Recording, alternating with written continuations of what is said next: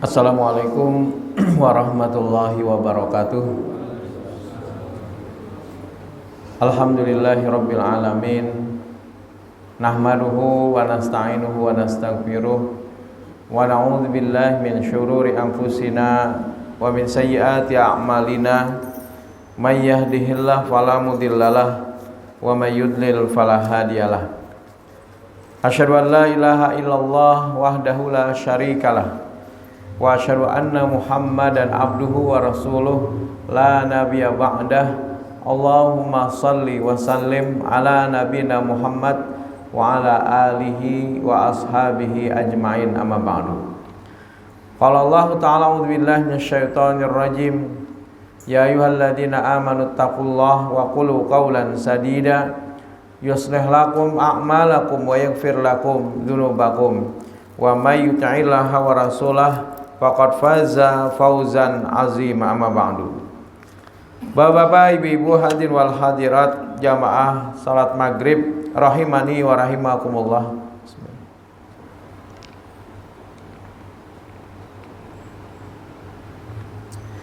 Puji dan syukur marilah bersama-sama kembali kita panjatkan kehadirat Allah Subhanahu wa taala atas limpahan segala nikmat dan karunia-Nya jualah, sehingga pada kesempatan di malam hari ini memasuki tanggal 20 Rabiul Akhir 1446 Hijriah, kita masih diperkenankan oleh Allah Subhanahu wa taala untuk bisa melangkahkan kaki ke tempat yang mulia ini bersama-sama melaksanakan salat berjamaah.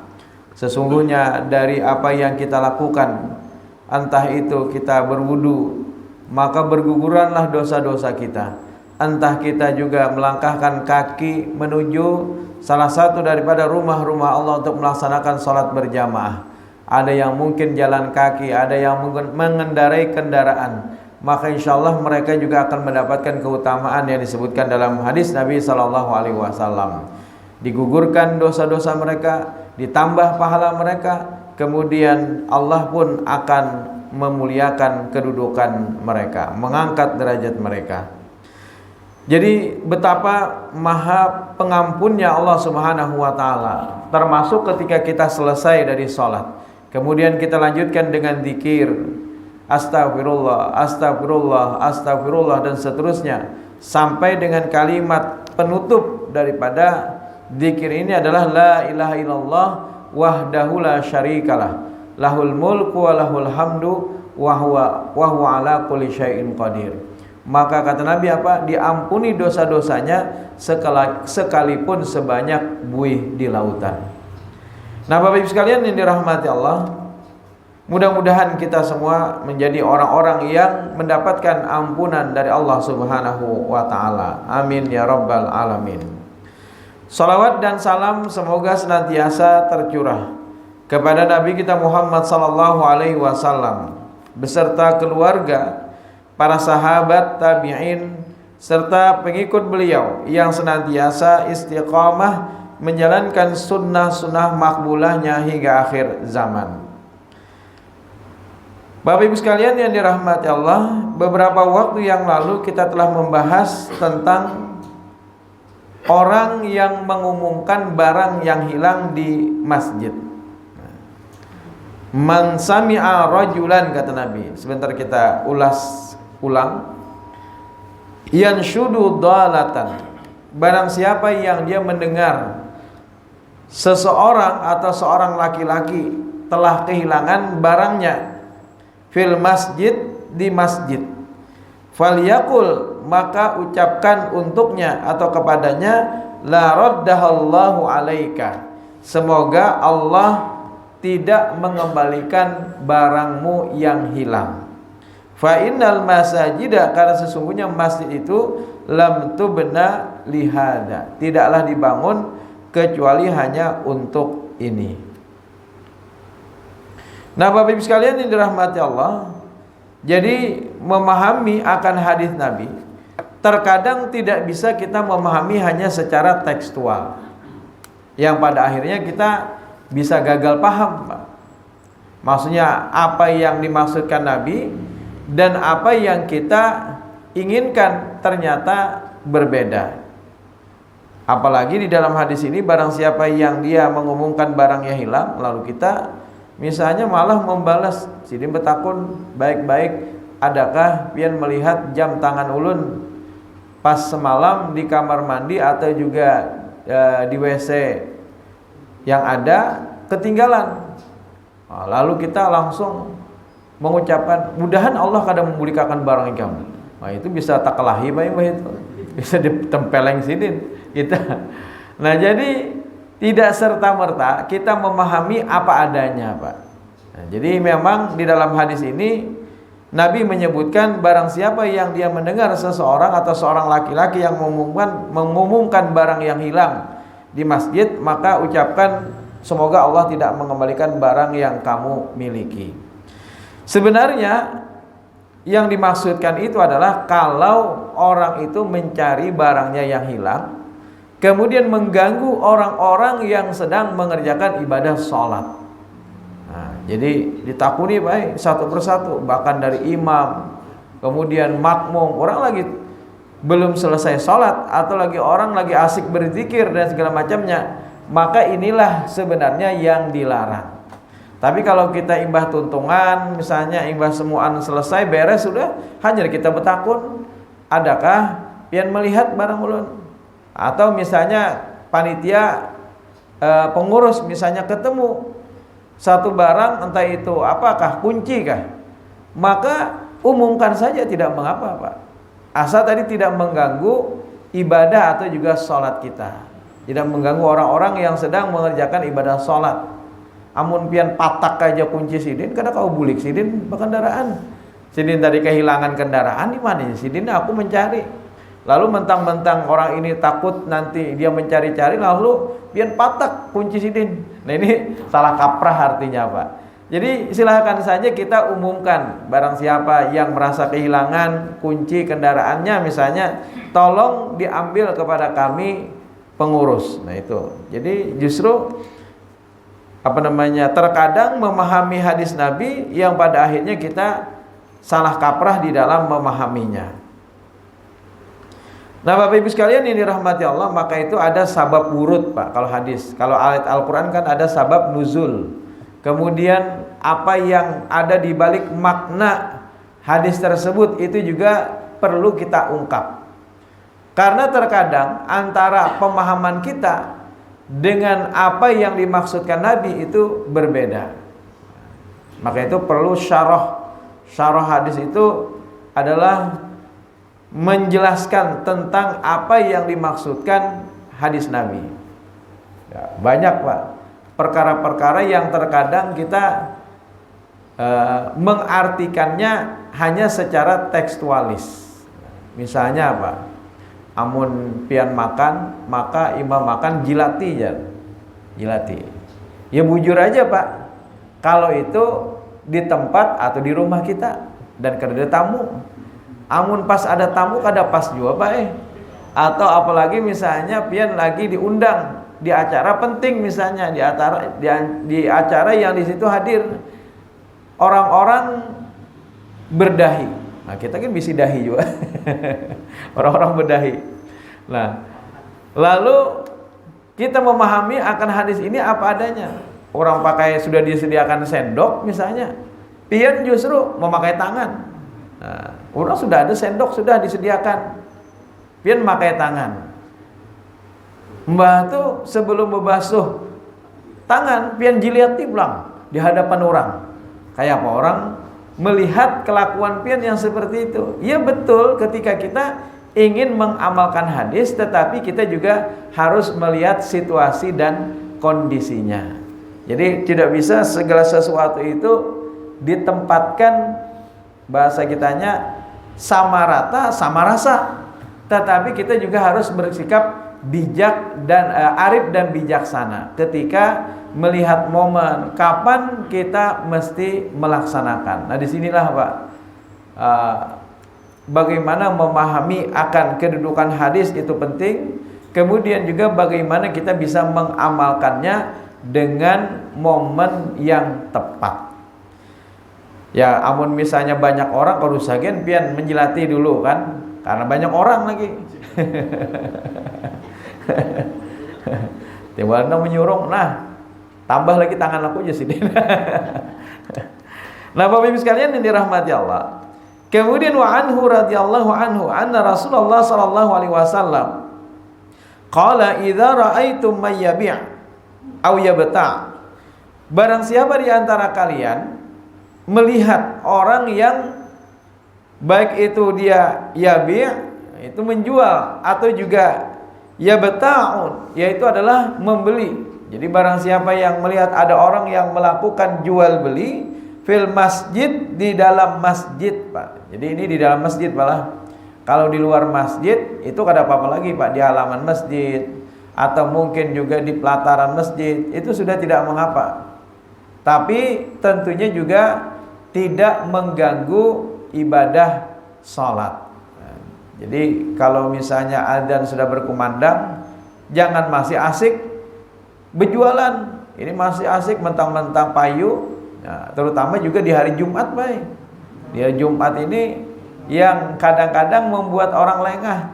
Orang sudah Allahu Akbar, Haji Sidin secucuk barang Allah, lapar mana padi dah parut, daripada dalam masjid kena teguring ya Sidin mendengarkan cara khutbah, lalu akhirnya Sidin mencucuk sebiji pentol. Padahal azan sudah berkumandang, Pak. Nah, walaupun jual belinya sah, karena apa? Karena sepanjang rukun jual beli itu terpenuhi, apa saja, Pak? Pertama ada penjual, ada pembeli, ada barang, ada harga, sudah terpenuhi semuanya, ada ijab qabul, terpenuhi juga semuanya. Syarat-syarat dari masing-masing rukun ini juga terpenuhi. Berarti walaupun jual belinya itu terjadi ketika adzan berkumandang, sepanjang terpenuhi rukun dan syaratnya itu sah. Tapi yang kurangnya apa, Pak? Keberkahan dalam jual beli itu dicabut oleh Allah. Apa yang kita makan dari pentol sebiji tadi, berkahnya hilang, Pak. Apa yang kita jual, jadi baik dia sebagai pembeli atau juga sebagai penjual, maka keberkahan dalam jual beli itu akan dicabut oleh Allah Subhanahu wa taala. Ini juga, Pak, begitu orang yang melakukan kongsi, kadang-kadang awal-awalnya baik-baik, tapi imbah itu masing-masing berkhianat. Nah, ini. Jadi Allah ikut serta di dalam kerjasama yang dilakukan di antara dua orang atau lebih, sepanjang mereka keduanya amanah, jujur. Tetapi kalau seandainya salah satunya khianat, maka Allah berlepas dari perjanjian atau persekutuan tersebut. Jadi Allah akan ikut serta kalau kita jujur dalam perniagaan, penkongsian yang kita lakukan dengan kawan, Pak. Maka itu jangan berdusta ketika berkongsi, baik. Awal-awalnya baik, tapi mbah itu berjalan waktu akhirnya khianat salah satunya, akhirnya bangkrut, baik. Tapi kalau seandainya dua-duanya tetap konsisten amanah, maka Allah menyertai mereka di dalam persyarikatan tersebut. Nah, Bapak Ibu sekalian yang dirahmati Allah, jadi keberkahan yang ada di dalam jual beli yang dilakukan ketika azan berkumandang itu sudah dicabut oleh Allah, Pak. Maka itu pian lihat di Masjidil Haram, sekitaran Masjidil Haram itu atau Masjid Nabawi, ketika azan berkumandang, belum lagi azan, baik, 5 menit lagi sebelum azan mereka sudah tutup. Kadang-kadang kita sudah hendak menukar aja sudah deal, sudah itu bisa kada jadi, baik, karena ini segera menutup lapaknya atau juga jualannya. Di sana mereka hanya menutup dengan kain aja, baik, tinggal akan lagi. Ya di sini kita ya perlu juga ditutup toko pian bujur-bujur, jangan diandak kain aja. Amun diandak kain, datang-datang bisa habis dagangan pian semua. Nah, jadi penting bagi kita bagaimana dalam melakukan jual beli sebenarnya dipersilahkan bagi kita, karena sesungguhnya wa ahallallahu al-bai'a wa harrama riba. Allah menghalalkan jual beli dan mengharamkan riba. Yang dilarang itu adalah kalau jual belinya di dalam masjid dan mengganggu ibadah kita kepada Allah. Tapi kalau sudah di area masjid sepanjang tidak mengganggu ibadah, maka hukumnya diperbolehkan. Bahkan Masjid Jogokarian itu kan lapak UMKM itu ada disediakan di belakang masjid, Pak. Tiap pagi mereka buka dari semenjak subuh. Setelah habis sholat subuh orang juga datang untuk membeli, Pak. Nah, jadi betapa berkahnya, perlu dibangun yang namanya ekonomi jamaah. Jadi kalau bisa misalnya pihak masjid memberikan fasilitas berupa tempat bagi mereka yang ingin jualan setelah sholat, karena perlu juga membangun ekonomi jamaah. Nah, Bapak Ibu sekalian yang dirahmati Allah, jadi di dalam jual beli yang dilakukan sepanjang tidak mengganggu waktu-waktu sholat, maka hukumnya diperbolehkan. Bahkan Masjid Nabi Madinah itu pintunya bersebelahan dengan pasar Madinah, Pak. Jadi ini pasar, ketika buka pintu di zaman Nabi itu bersebelahan langsung dengan pasar. Berarti diperbolehkan kalau masih di area luar. Tapi kalau sudah masuk ke dalam, maka tentu ini dilarang. Jadi dilarang di dalam masjid. Faqul lahu, katakan kepada orang tersebut kalau dia melakukan jual beli di masjid, la arbahallah tijarataka, semoga Allah tidak memberikan keberkahan pada jual beli yang kalian lakukan. Kemudian wa an Hakim bin Hizam qala Rasulullah sallallahu alaihi wasallam, la tuqamul hudud fil masajid, jangan kalian menetapkan hukum hudud di dalam masjid. Had, potong tangan dan segala macamnya, itu tidak boleh dilakukan di dalam masjid, kalau hendak di luar. Wala yustafadu fiha, dan juga jangan melakukan kisos di dalam masjid. Jadi ada mungkin pernah pian dibawa ketika di Jeddah, ada namanya masjid kisos. Nah, itu biasanya di hari Jumat kalau ada orang yang dikisos, maka akan dibawa di area pelataran masjid. Nah, jadi bukan di dalam masjid, di luar masjid. Kemudian hukum kisos itu dilaksanakan dengan dilihat banyak orang, Pak, supaya mungkin ini sebagai preventif. Ketika orang ingin melakukan kejahatan yang serupa, orang berpikir dua kali daripada cuma penjara pada akhirnya orang paling 5 tahun, itu pun bisa banding. Akhirnya orang tidak berpikir dua kali lagi. Kalau kisos itu kan, kalau dia membunuh maka harus dibunuh. Kalau dia memotong kuping, maka kupingnya juga harus dipotong.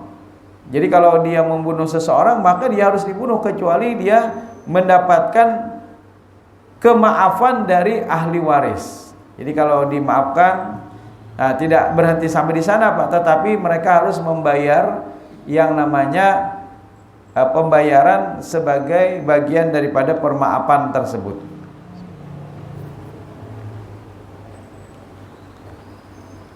Kemudian wa an Aisyah qalat, dari Aisyah ia berkata, usiba Sa'dun. Jadi Sa'ad namanya adalah Sa'ad bin Mu'az, mengalami luka Yaumal Khandaq, pada peperangan Khandaq ketika itu.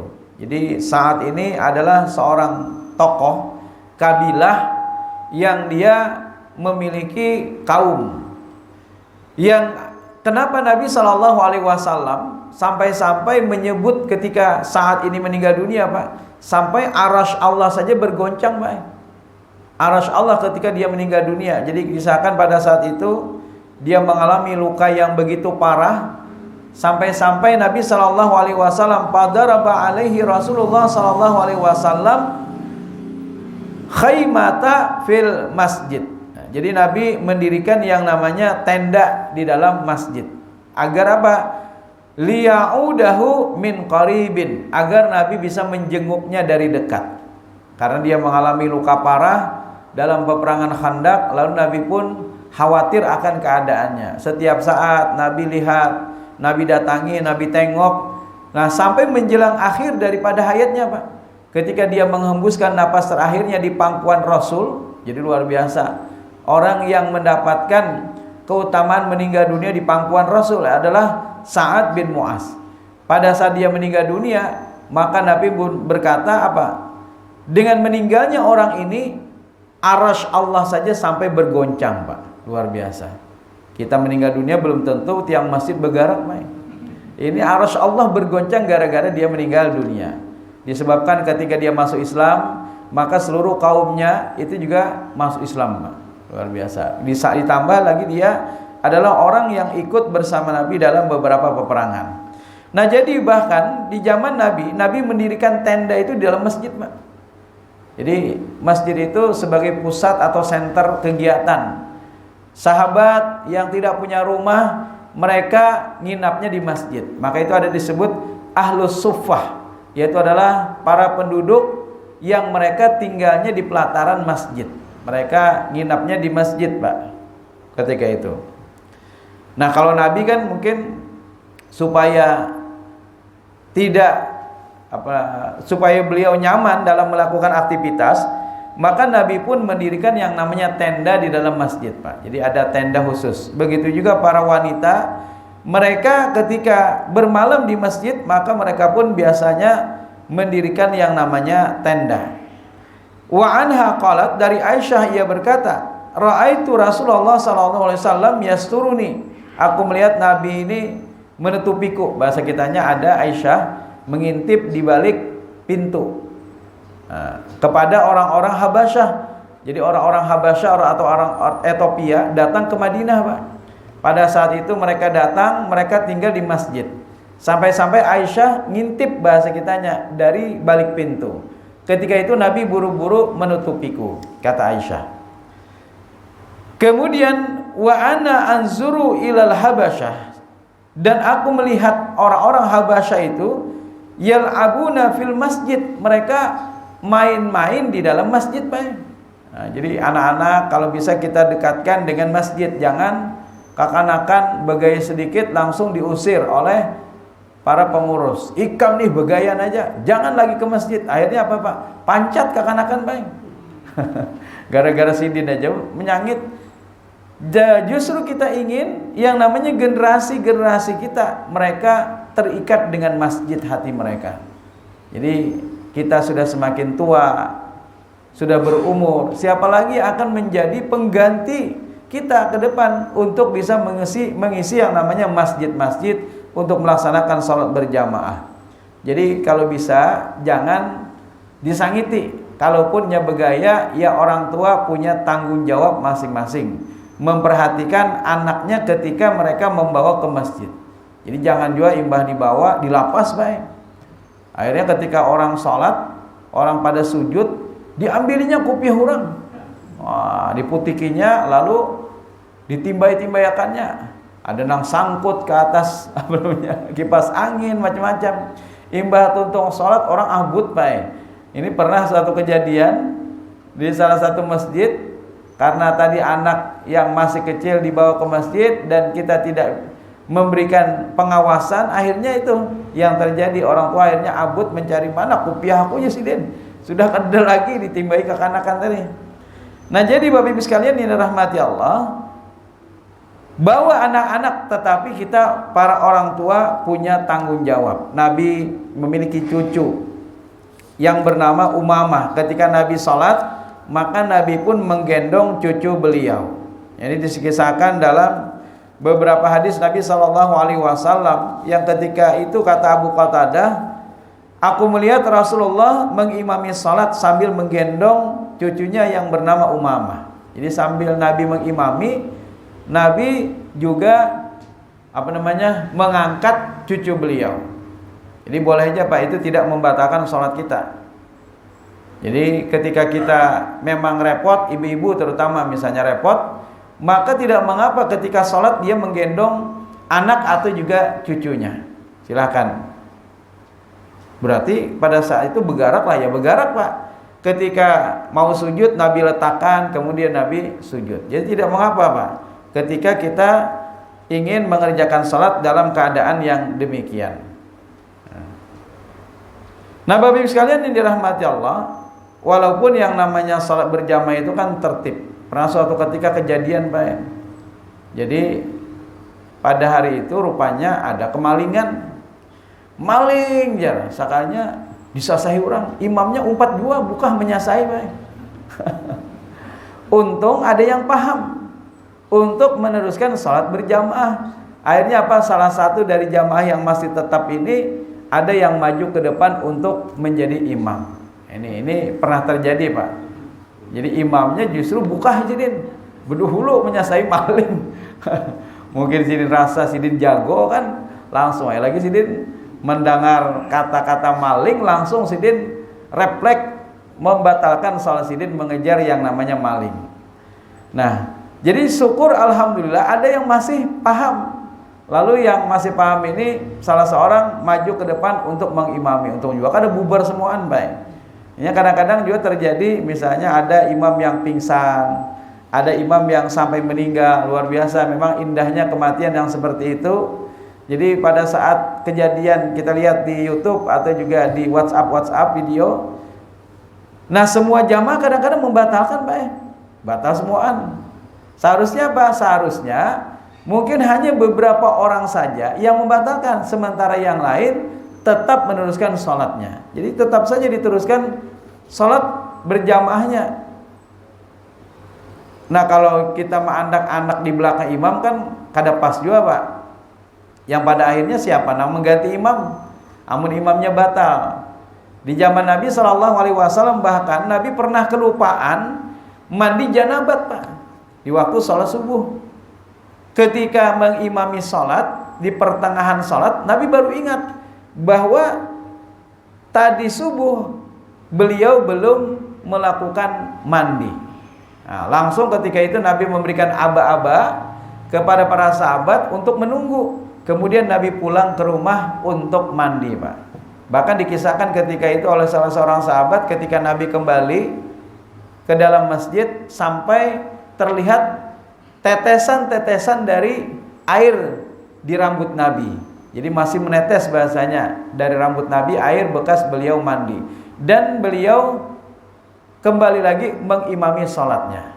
Nah, amun kita ya lihat juga situasi dan kondisi. Amun imamnya rumahnya jauh, itu jangan ditinggalkan makmum. Timbul makmum sejam menunggui. Rumah Nabi kan bersebelahan aja, Pak, antara masjid dengan yang namanya rumah Nabi, bersebelahan. Jadi Nabi mandi kemudian bulik lagi. Nah jadi Bapak Ibu sekalian yang dirahmati Allah, kalau memang demikian maka ya salah satu di antara jamaah ada yang maju ke depan. Entah itu ditarik oleh imam. Jadi imam itu kedudukannya dia bisa minta gantikan kepada makmum yang ada di belakangnya, dia tarik salah satu makmum untuk menggantikan imam. Kalau seandainya imamnya langsung meninggal, ya karena kau berjanjian langsung rubuh Sidin. Bingung jamaah, kayak apa ini mana rusakan, akhirnya batal. Seharusnya apa? Maju salah satu di antara mereka untuk menjadi imam. Sementara mungkin yang lain beberapa orang yang membantu imam yang ketika tadi misalnya pingsan atau juga meninggal dunia. Jadi salah seorang maju ke depan untuk mengimami. Nah, kayak apa Jasidin? Amun misalnya nih yang dibaca imam surah Ali Imran panjang pulang baik. Hendak meneruskannya apa Jasidin? Bingung. Maka bagaimana solusinya, Pak? Baca surah yang pian hafal aja. Kalau sapian bingung-bingung Pak mencari apa sambungannya. Timbul sejam kada tegarak-garak gara-gara memikirkan apa sambungan imam tadi membaca. Jadi cukup pian sambung saja dengan surah yang pendek. Kalau misalnya belum selesai, sambung dengan surah yang pendek. Tapi kalau sudah selesai, maka bisa saja langsung Allahu Akbar, rukuk bersama-sama pian memimpin. Nah, Bapak Ibu sekalian yang dirahmati Allah, jadi ketika kita membawa anak-anak, maka hendaknya kita bertanggung jawab. Jadi Nabi ketika beliau membawa cucu, Nabi gendong. Bahkan suatu ketika Hasan dan Husain sebenarnya tidak kembar, malah Hasan dan Husain itu tidak kembar, Pak. Disangka orang aja kembar, padahal tidak. Jadi ketika Nabi sholat bersama dengan para sahabat, rupanya Hasan dan Husain ini senang bermain-main dengan Nabi, Pak. Ketika Nabi sujud, sengaja dinaikinya, Pak, di punggung Nabi. Ketika saking lamanya Nabi menunggu, sampai-sampai ada salah seorang sahabat bernama Syaddad, ketika itu dia bangkit, Pak, melihat Nabi. Nabi ini Sudahkah? Belum nih. Lalu dia pun bangkit hendak duduk. Rupanya dia baru sadar bahwa Nabi ternyata masih dalam keadaan sujudnya. Nah, maka syadat pun berbulik lagi pada sujud. Itu artinya apa, Pak? Boleh ketika misalnya suatu ketika kita kadang mendengar imam itu sudah bergerak atau belum, misalnya kita sudah bergerak, maka boleh kita kembali, Pak. Atau misalnya jamaah di luar karena sudah penuh misalnya masjid Jumatan misalnya, dia hanya bisa mengambil tempat di luar, dan kadang-kadang antara mendengar atau kada itu sayup-sayup bae suara imam. Ini je sidin pinalawas bandar nih. Sujud sudah belum? Lalu sidin bangkit. Sementara ternyata orang yang ada di sekitarnya belum. Maka di sidin kau berbulik lagi pada sujud. Itu hukumnya boleh tidak membatalkan salat seseorang. Nah, jadi ketika itu setelah selesai salat, para sahabat bertanya, "Wahai Rasul, apa yang tadi menimpamu karena sujudmu begitu lama? Apakah sedang turun wahyu kepadamu atau engkau tadi mendapatkan bahaya?" Apa jawab Nabi? "Bukan karena itu," kata Nabi, "yang terjadi. Bukan. Tetapi tadi cucuku menjadikan punggungku sebagai tunggangannya, dan aku tidak ingin menyela atau juga tidak ingin memutuskan kesenangan mereka." Nah, jadi aku tidak ingin memutuskan kesenangan mereka. Hadis riwayat An-Nasai dan juga Al-Hakim, dan derajat hadis ini adalah hadis sahih. Mohon maaf, hadisnya ya betul, hadis sahih. Nah, Bapak Ibu sekalian dirahmati Allah, jadi bisa saja ketika kita sholat maka tanggung jawab, Pak. Jangan sampai dibiarkan begitu saja anak-anak. Kita ingin mendidik anak juga agar mereka terbiasa ke masjid, ya silakan kita bawa, tetapi kita juga punya tanggung jawab. Nah, menempatkan mereka bagaimana? Apakah di belakang misalnya? Memang dalam hadis Nabi disebutkan tsummal ladzina yalunahum tsummal ladzina yalunahum. Kata Nabi apa? Hendaklah berdiri di belakangku orang-orang dewasa, kemudian yang berumur di bawah mereka, dan seterusnya dan seterusnya. Nah, pengertiannya memang anak-anak itu ditempatkan di belakang. Tetapi terkadang kalau kita menempatkan anak-anak di belakang, ini rami sorangan baik, rami dengan teman-teman sebayanya, akhirnya begayaan aja lagi. Nah, bagaimana caranya atau solusinya? Solusinya adalah tarik dia di samping kita aja baik. Amun tuntung sholat ayuha lagi. Tapi ketika sholat agar fokus jamaah yang lain, kehusyuan jamaah lain tidak terganggu, maka kita menempatkan anak kita itu di samping, Pak, di samping kanan atau kiri kita. Mungkin ada sebagian yang menyaksikan, kan masih kekanakan, jangan-jangan ini akan memutuskan shop. Nah, sebenarnya bagaimana, Pak? Memang yang namanya siapapun sebenarnya tidak ada larangan untuk menempati shop yang pertama, sepanjang dia duluan. Jadi kalau misalnya ada anak nih, anak-anak terdahulu datang, maka jangan pian suruh ke belakang, baik. Berarti haknya karena dia lebih datang duluan daripada kita. Jadi silakan. Termasuk tadi orang tua yang membawa anak, maka tempatkan di sampingnya agar apa? Kada begayaan. Nah, sebagian menyaksikan tadi bahwa kalau seandainya dia anak kecil, berarti sholatnya itu yang belum dihitan khususnya, berarti sholatnya tidak sah karena ada najis. Sebenarnya terjadi perbedaan pendapat di kalangan para ulama tentang perkara ini. Ada yang menyatakan sholat tidak sah, bahkan memutuskan shop. Tapi ada juga sebagian pendapat para ulama bahwa sholatnya itu tetap sah baik. Karena apa? Karena alasannya yang namanya najis di dalam kulub atau orang yang belum berkhitan itu adalah najis yang termaafkan. Nah, jadi kalau pian misalnya kada ingat najis maka termaafkan. Misalnya ada apakah misalnya nempel tai burung atau apa, maka tinggal bersih aja. Kada usah pian ulang wudu, tinggal pian bersihi saja bekas dari kotoran burung atau juga yang sejenisnya. Pian bersih saja, kada usah mengulang wudu, Pak, karena itu tidak membatalkan wudu kita. Nah, terjajak misalnya tai ayam, ketika pian berangkat ke musola, itu tinggal pian basuh aja lagi, batis, kada usah pian ulangi wudu kalau pian sudah berwudu. Nah, Bapak Ibu sekalian yang dirahmati Allah, jadi menurut pendapat para ulama terbagi kepada dua tentang perkara ini. Nah, pendapat yang kedua menyatakan najis di bawah kulub di tempat yang tidak mungkin untuk dihilangkan itu adalah najis yang termaafkan. Ya, jadi dimaafkan baik kada apa-apa. Karena kadang mungkin juga setiap waktu sholat misalnya kulubnya dibersihi gara-gara dia belum bersunat. Nah, jadi Bapak Ibu sekalian yang dirahmati Allah, ternyata sunat ini kan bukan hanya syariat bagi umat Nabi Muhammad, tapi juga syariat bagi nabi-nabi sebelumnya. Maka itu orang non muslim Pak sekarang mereka bersunat juga Pak, bersunat. Ternyata orang-orang non muslim, cuma mereka bersunatnya sudah ganal Bang, ke tukang sunat biasanya ada. Jadi memang tukang sunat itu melayani baik itu anak kecil atau juga orang dewasa, khususnya yang non muslim yang mereka belum bersunat. Nah, ini luar biasa, ternyata ajaran Islam itu adalah memberikan satu pelajaran yang ternyata ini bisa dipakai juga oleh orang-orang selain daripada muslim. Karena saking utamanya apa yang dituntunkan di dalam ajaran Islam.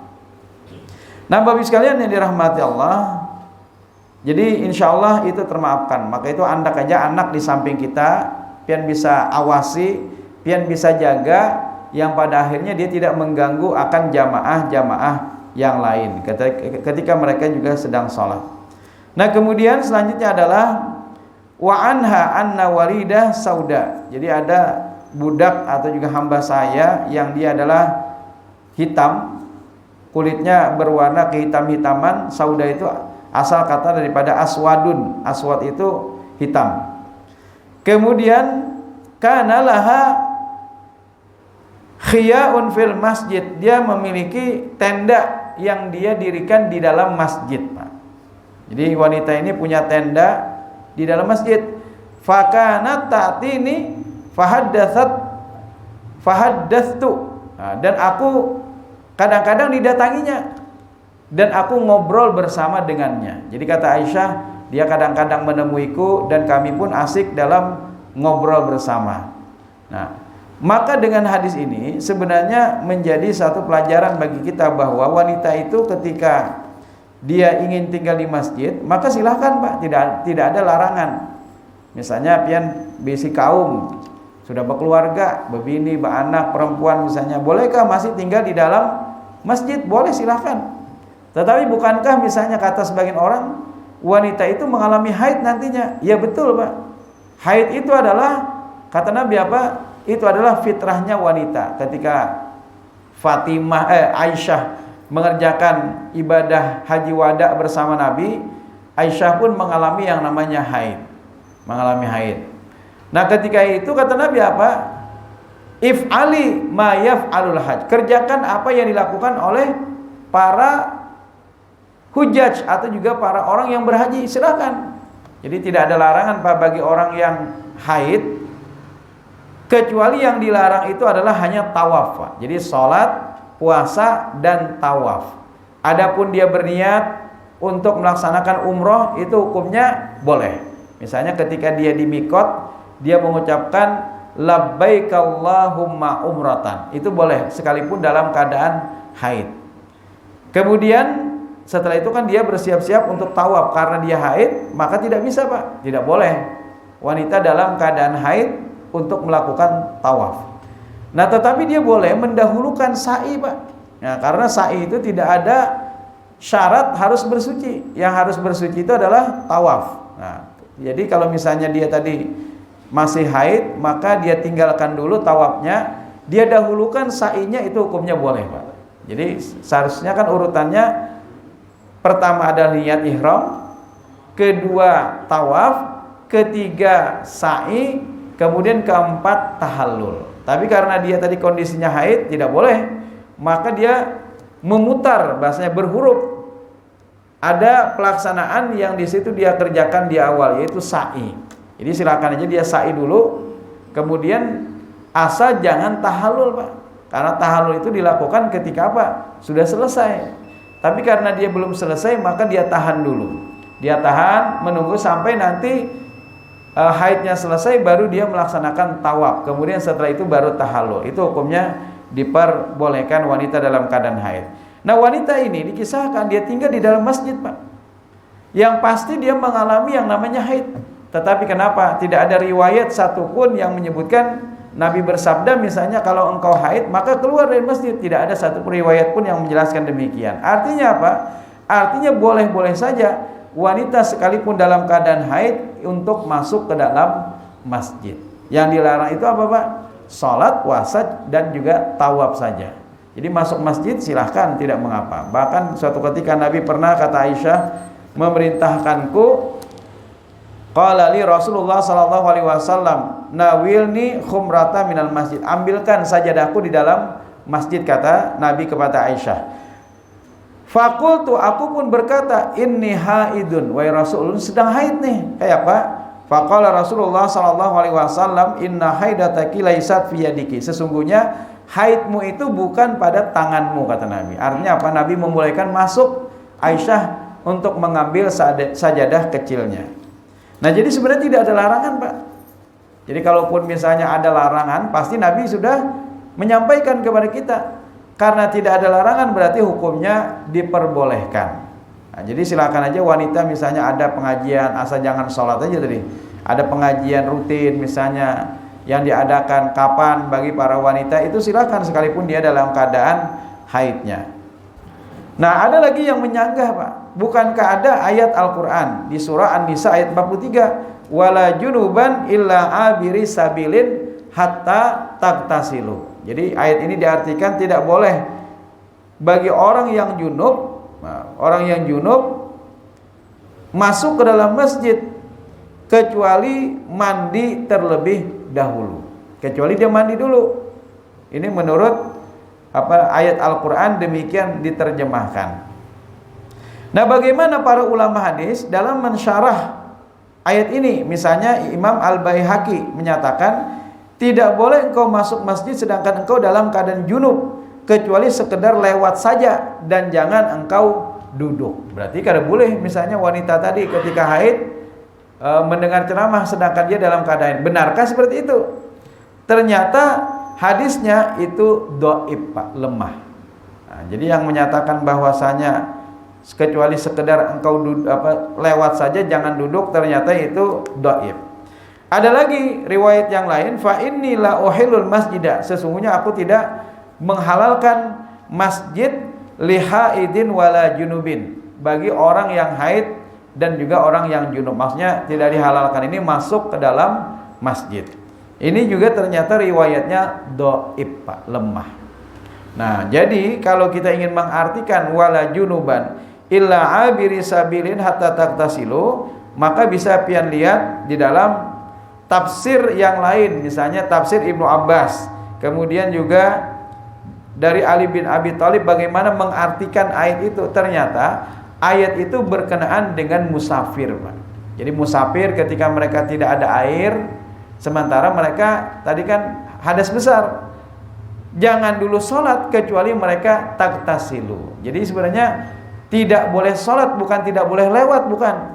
Tidak boleh sholat kecuali dia bersuci terlebih dahulu. Tapi kalau lewat aja, duduk aja, itu tidak mengapa. Yang dilarang itu adalah sholat sampai dia bersuci terlebih dahulu. Nah, karena pada saat itu dia bertanya kepada Nabi, air tidak ada. Maka bagaimana caranya? Dikira orang tadi berguling-guling, Pak. Kan mandi wajib dengan air. Tapi kalau misalnya kada ada air bagaimana? Ya cukup dengan bertayamum. Lalu sahabat tadi karena mengira bertayamum, maka akhirnya sidin pun berguling-guling di pasir. Nah, kayak ayam juga kan. Ayam itu ketika dia ingin hangat maka di dalam tanah. Nah, syukur juga di tanah Arab yang pasirnya masih lembut. Coba kan jadi muka sini kan berguling-guling. Itu bisa belingsakan, bebinculan itu. Nah, jadi ketika orang tadi sampai ke Madinah, lalu dia menceritakan kepada Nabi. Apa kata Nabi? Innama yakfika hakada. Cukup bagimu seperti ini, kata Nabi. Lalu Nabi menepukkan kedua tangan di atas tanah. Nah, atau juga kalau misalnya kita punya tembok, maka ini ada debu, Pak. Setelah itu Nabi tiup, kemudian Nabi usapkan ke muka dan juga sekaligus langsung ke tangan, Pak. Jadi bukan 2 kali. Kalau dulu kan kita diajari sekali dulu untuk muka, karena sekali lagi.